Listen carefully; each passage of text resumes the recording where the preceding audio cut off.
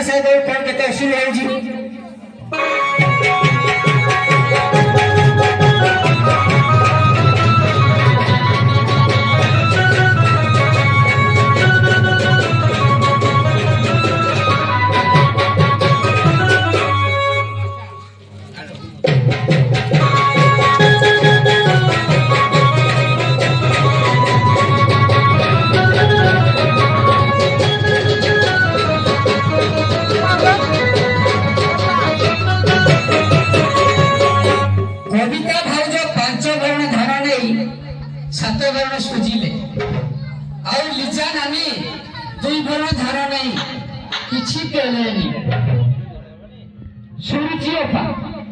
चारि भरण धान नहीं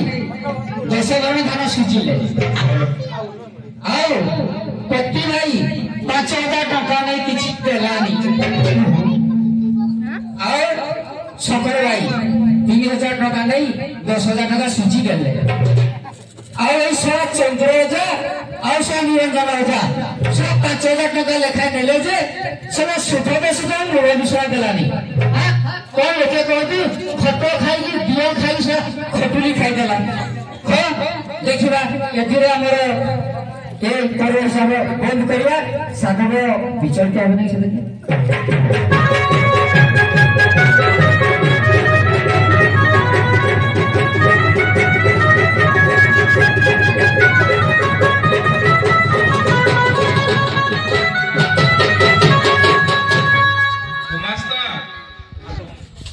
नमस्कार नमस्कार नमस्कार नमस्कार नमस्कार गुमास्ता आगिया गरीब खातक माने नेथिबा धान और टंका समस्त असल होई पारिला कि नाही साधव महाशय ए गरीब खातक माने कर्ज नेथिबा टंकारू एक चतुर्थांश अर्थात 4 भागर 1 भाग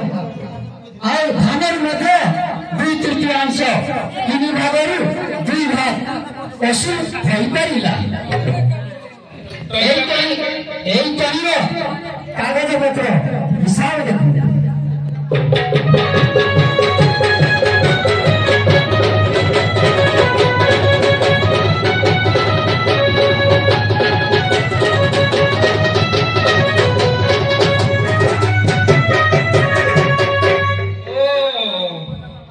गरीब खातक माने आहुरी बाकी रखी अछंती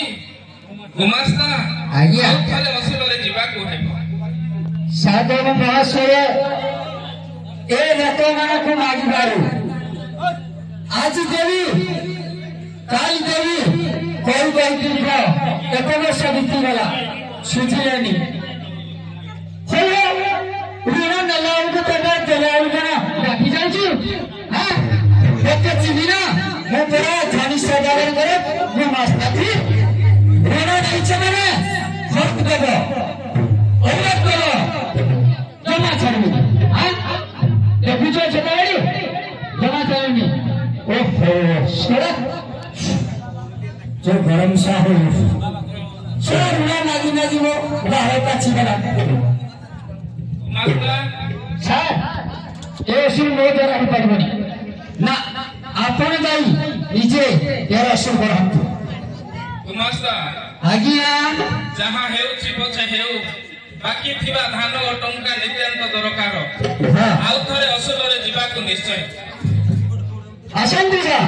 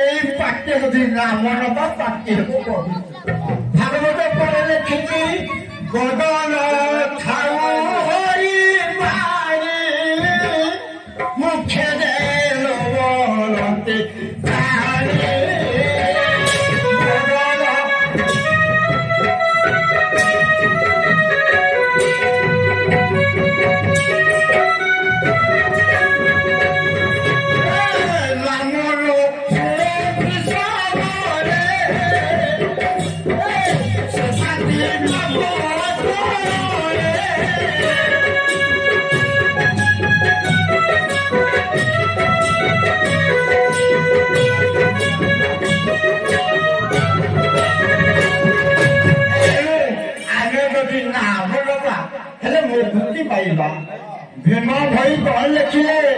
दोनों ना पादो तो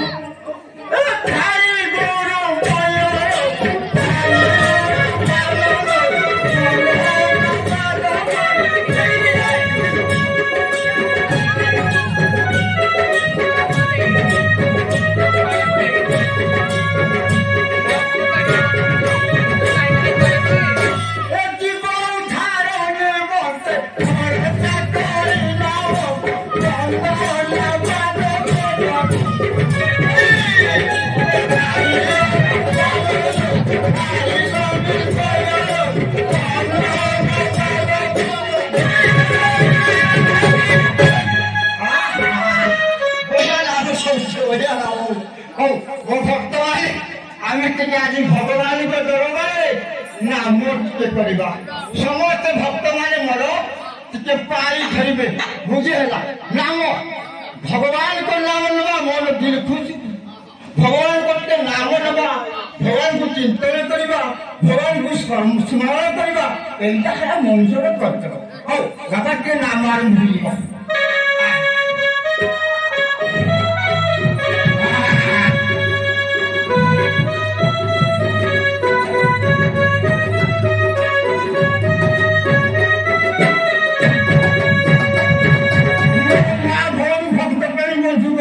समस्त भगवान करके नाम नवा हे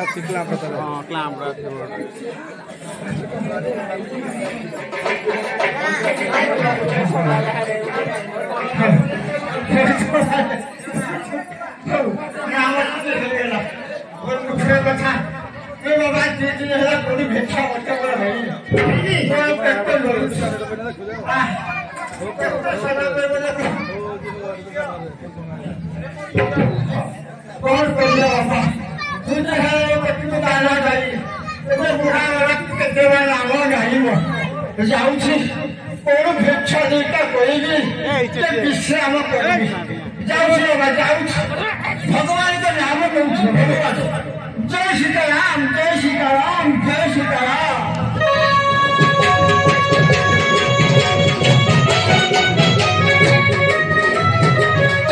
बाबाजी महाराज मोर प्रणव ग्रहण करिबा हे दीर्घाय हो दशपति पूर्ण संपत्ति पुत्र पौत्रादि आज्ञा एही परि साधु केते दिन आसिल आसिल आज भाग्य बड़े मो घरे अतिथि आसी पहुंची धन्य दिन धन्य मो जीवन धन्य साधु दर्शन अनेत्र पवित्र गला ମୁଁ ମଧ୍ୟ ଉନ୍ନତି ନାଚନ୍ତି ଏ ଯୋଉ ବର୍ଷାଟା ଉଠିଗଲା ଆଗ ଆସିବନି ନିଶ୍ଚୟ ଫିଟିଗଲା ଏ ବାବା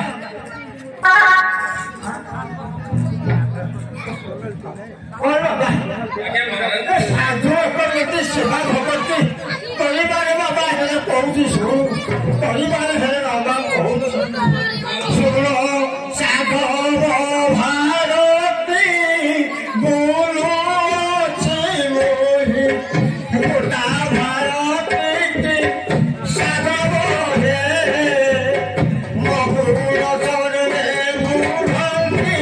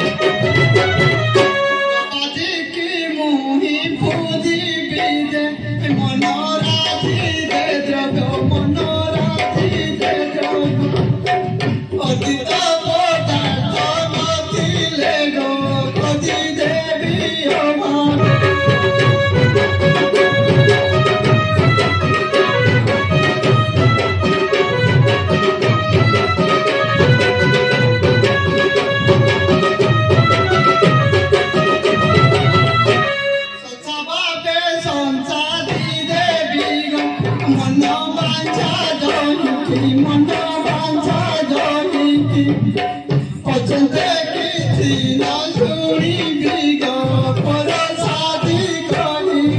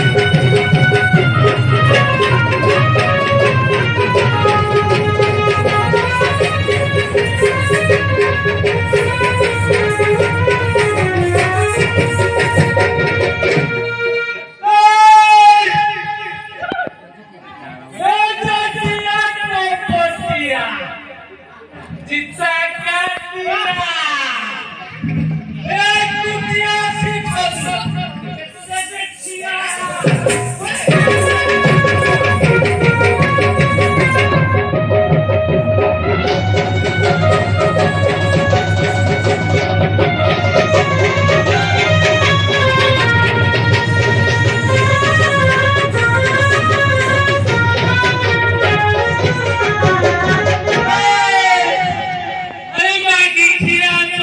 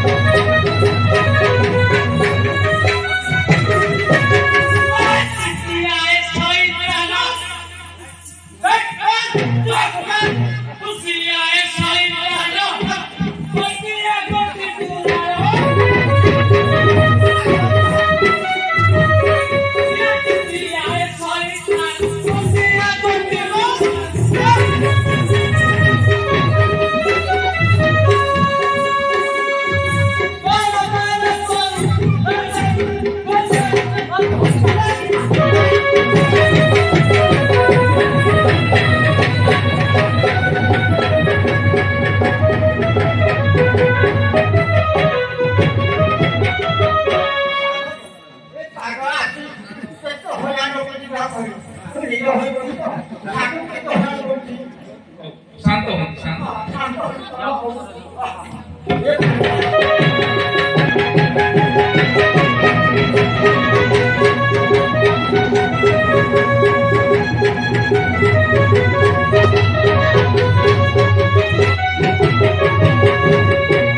महाराज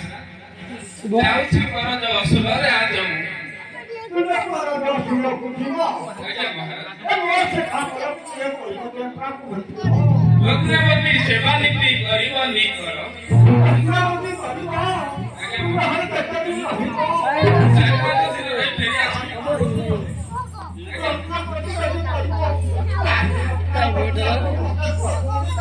यही रत्ना बदली बड़ा देव चिंची भाई कैमरा चले जा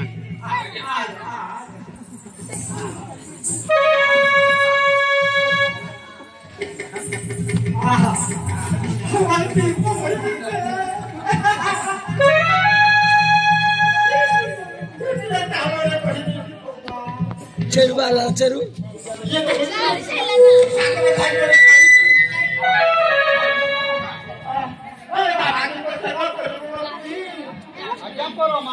भोजन आदि देती हाँ भोजन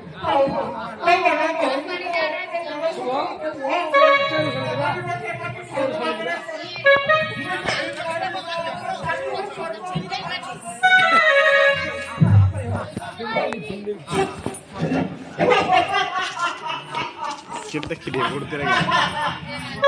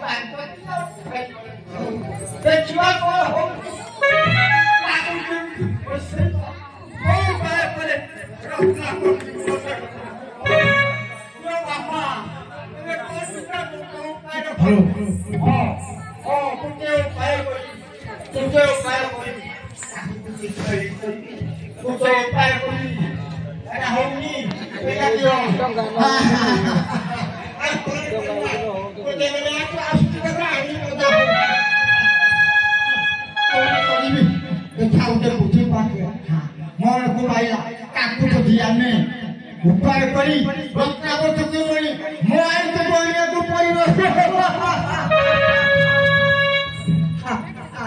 जर भावना दे कुछ कुने हेले रत्नावती मो गुड़ गुड़ा कार मन चल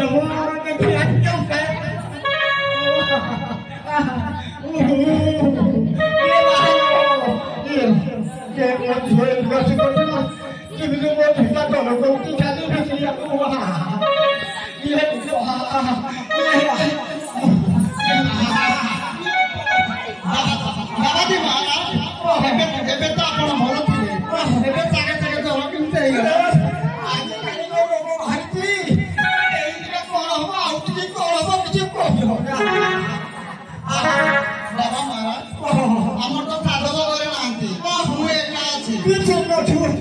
ପାଗ କରିବ ଏବେ ତ ବାବାଜୀ ଭଲ ଥିଲେ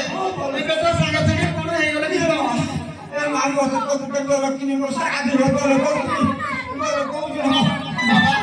କଣ ମସୁରୀ ନେଇ ଶୁଣନ୍ତି କି টানি শুনছি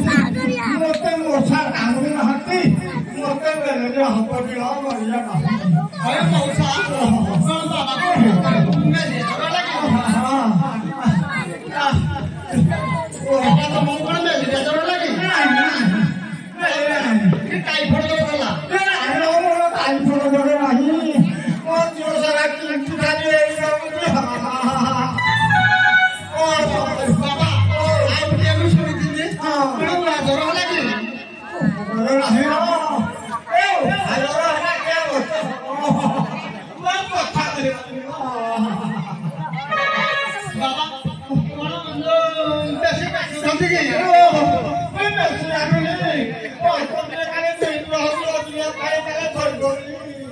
आ मोके ठंडा नाही न मोके आ तारे कोन ला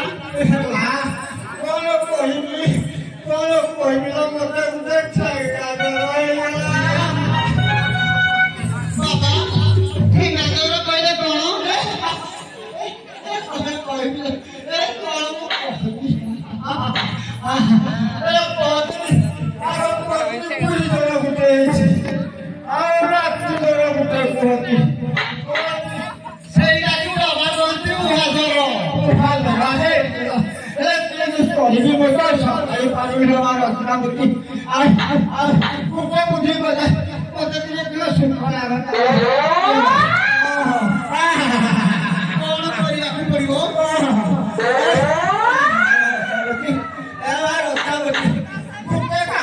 करिया को हेबो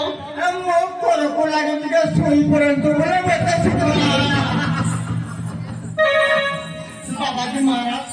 रात्र 10 घंटा समय हेलानी मोर खाइबा घरे खाई मु सुइबा घरे सुइबा नहीं बहुत रात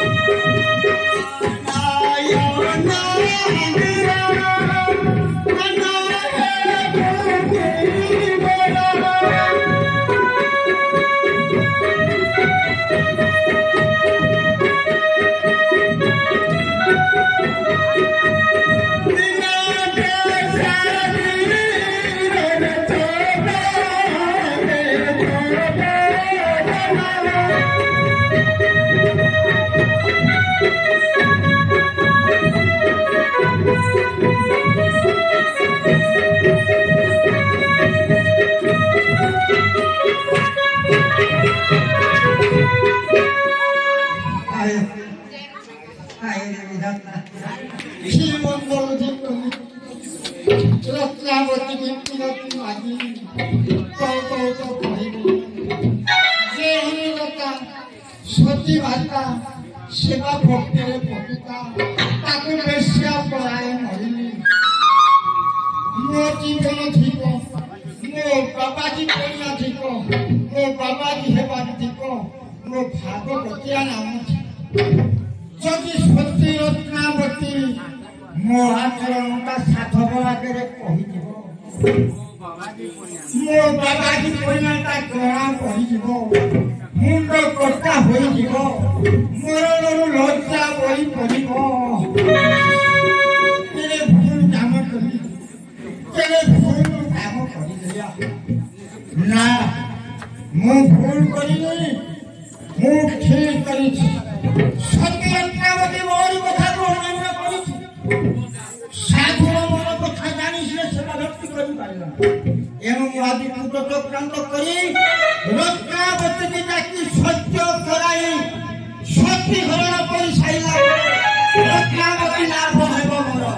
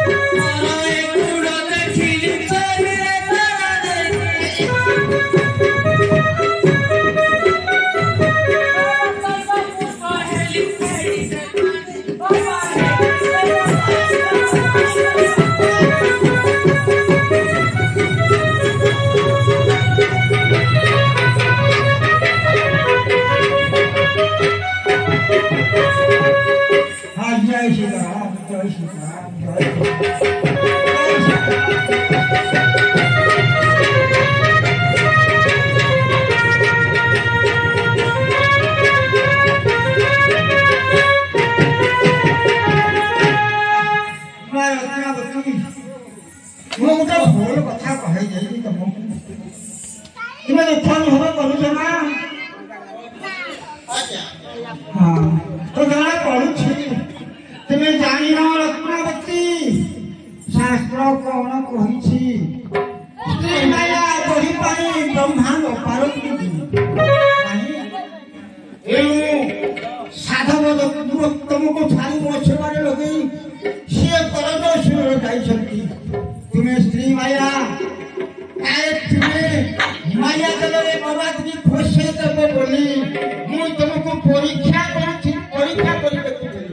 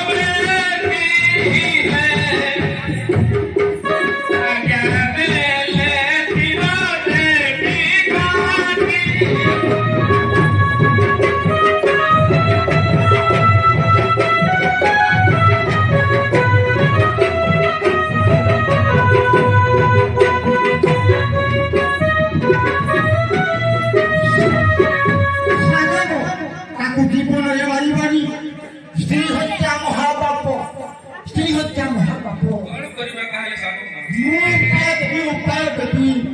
कथा कहती हाथरे नमारी फातरे मारिबा ता उपाय में कहूँ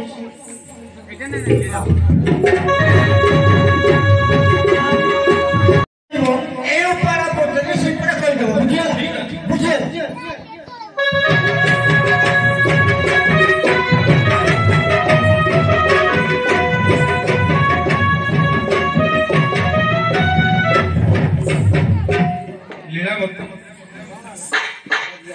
बाबाजी महाराज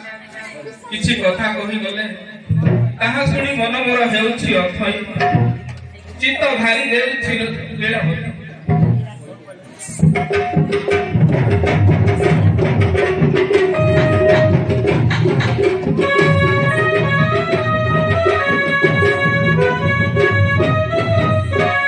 कौन कहले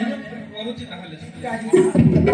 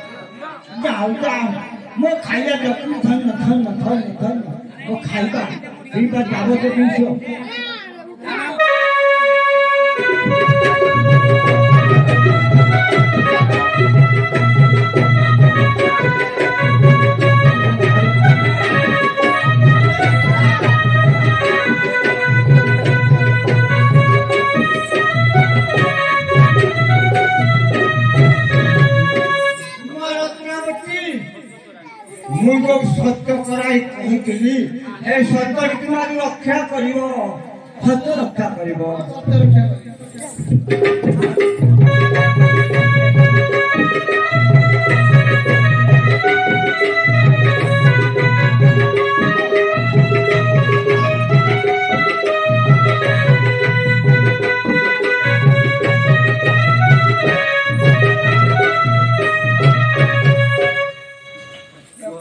ସତ୍ୟ କରିଥିବା କଥା କରିଥିବା ବାଚ୍ଚାକୁ ସତ୍ୟ ରକ୍ଷା କରି ରତ୍ନାବତୀ ହୋଇନାହିଁ। ସତ୍ୟ ରକ୍ଷା କରି କୁହ କିଏ ଆଜ୍ଞା ପାଳିବି ସ୍ୱାମୀଙ୍କ ଆଦେଶ ତୁମ ପାଦେ ଅଛି। ଦେଶ ମୁକୁଳା ଉଲ୍ଲଗ୍ନ ମଶାନ ଭୂମିରୁ ରାତି ଆଣିଦେବ ମାଟି ପୋତିଲା ମରା ଆଜ୍ଞାକୁ ଅବଜ୍ଞା ମୁଇଁ କରିବିନି ବାରେ ଯଥା କଲ୍ୟାଣ କରିଥାଉ ଏ ଭାଗି। ଦୁଇ ହାତେ ଦୁଇ ମୁଠା ମାଟି ଥରି ଧରି କରି ମୋ ହସ୍ତରେ ଦେଇ ମନ୍ଦିର ଯିବେ ଫେରି। ଆଜ୍ଞାକୁ ଅବଜ୍ଞା ଦିନେ କରି ନାହିଁ ମୁଇଁ ପ୍ରାଣପଣେ ସେବୁ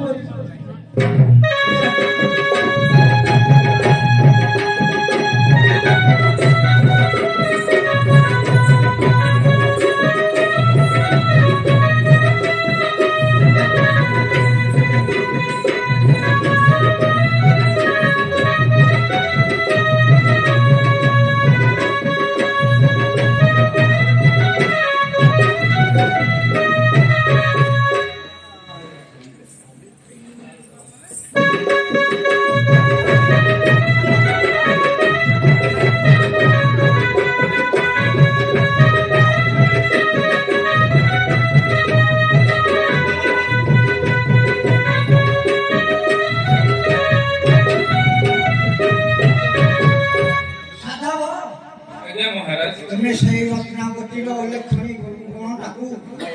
ଆଖିଆରେ ଦେଖିବାକୁ ଚାହୁଁଛ? ନିଶ୍ଚୟ ମହାରାଜ। ବହୁତ ଆଜ୍ଞା ଦେଖିଲେ ତୁମେ ଯାଇ ବିଶ୍ୱାସ ଯିବ। ଯାହା ନ ଦେଖିବ ଦୁଇ ନୟନେ ପରତ ନ ଯିବ ତାହେଲେ ତୁମ ନେତ୍ରରେ ଦେଖିଲେ ତୁମେ ବିଶ୍ୱାସ ଯିବ। ଆଜ୍ଞା ଆସ ତାହେଲେ ଆମେ ଗୋଟିଏ ସଂସାର ନିକଟସ୍ଥ ଗୋଟିଏ ଗଛ ମୂଳରେ ବସିଥିବା ରତ୍ନାବତୀର ସେଇ ଅଲକ୍ଷଣୀ ଗୁଣକୁ ମୁଁ ସାକ୍ଷାତରେ ଦେଖାଇଦେବି। ଆସ ଆମେ ହେଲେ ଛବିରେ ଯିବା। ଆସ ଆସ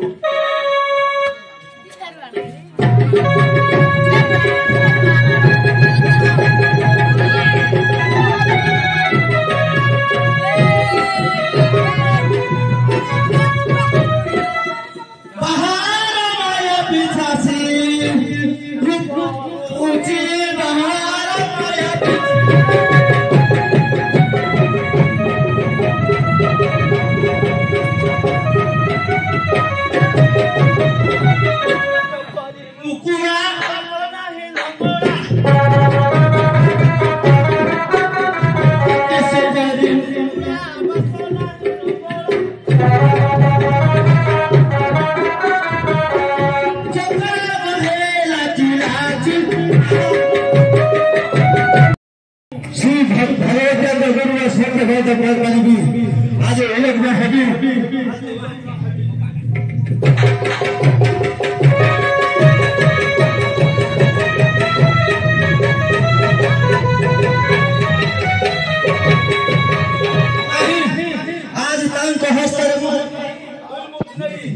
हस्तर प्रदान करी कहीं कहीं मछर कहीं मछर